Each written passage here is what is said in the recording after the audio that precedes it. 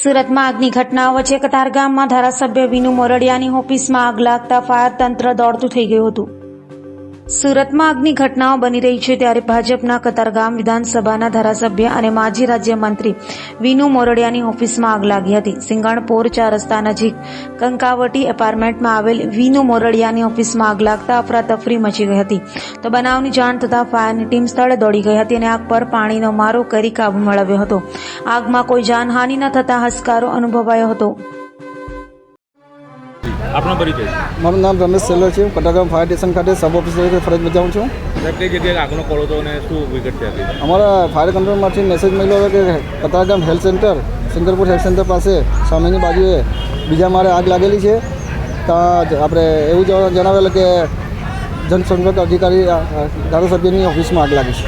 કઈ રીતે આગ લાગી હતી અને કઈ પ્રકારનું નુકસાન થયું ચાલો? અહીંયા આવીને એવું જાણવા મળ્યું, અમે પાર્ટીને પૂછતા તો એવું કીધું કે અમે સવારે જેવું ઓફિસ ખોલીને એસી ચાલુ કરી તેમાં બ્લાસ્ટ થયો છે ને તેને લીધે આગ લાગી છે.